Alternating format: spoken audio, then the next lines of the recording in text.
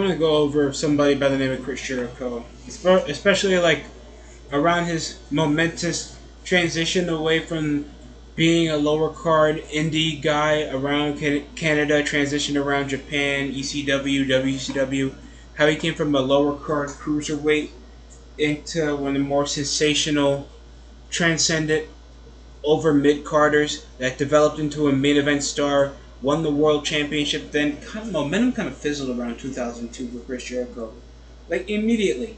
You know how many times people popped when he won the WWF title back on Monday Night Raw in 2000, and then immediately lost it back over to Triple H over a missed call over a referee. Thanks.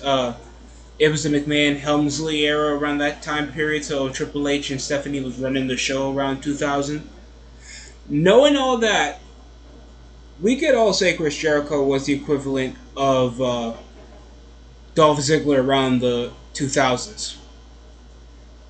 And yes, he did have transcend. He did have world championship reigns. He was like like 3-time world heavyweight champion, undisputed championships. He won the tag title several times with like several different wrestlers that span near decades.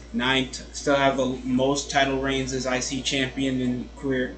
That still isn't broken to this day, but majority of it has been obscurity, lower card, and most of his title runs, if it wasn't the brand split, he would just be an obscured lower mid carder knowing Jericho lost his physique, but could still work.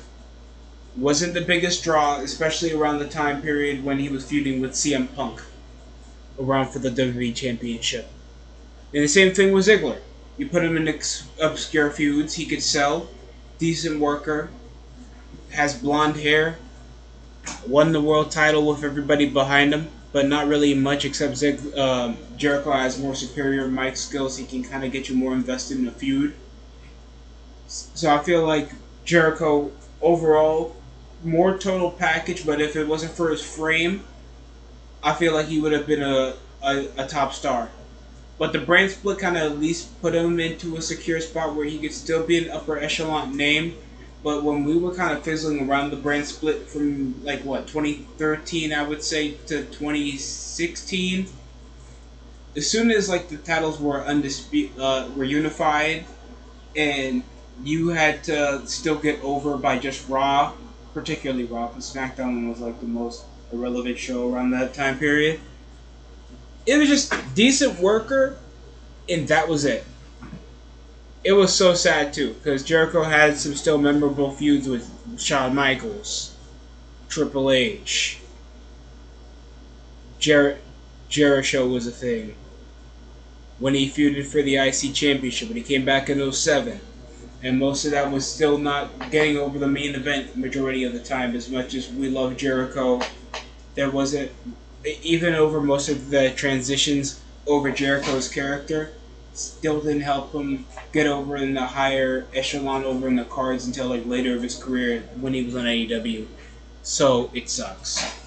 Hell, I feel like his last time he even main evented in Mania was like Mania, 18 when they were up in Canada, when he lost to Triple H. So, yeah, I mean, at least we know, like, Jericho's... I don't think people wouldn't mind Jericho being a Hall of Famer when he retires, or at least when he's finally in the good graces of WWE again. Well, I'm sure he is, just at a low-key standpoint, because there's still some interconnections with WWE wrestlers, with AEW wrestlers, so that's kind of the dependence on that thing. But yeah, it just displayed how much Jericho really was like lower tier, dependent on majority of the talent, even though he was like super. I don't think he was like super over since like 2001. And until then, he was just, his career technically was on cruise control. But that's just my opinion. How you guys feel down below over in the comment section? Give me your opinion overall about Jericho's career. Do you feel like he was that 2000s equivalent of Dolph Ziggler, or I'm just disrespecting a great legend? I don't know what I'm talking about because I'm on bar. Whatever you guys think would be like just a blatant insult instead of constructive opinion. or counter argument. Like, comment, subscribe for more. We'll get more over in the DST show later. That's it for me. I'm gonna take my Tylenol.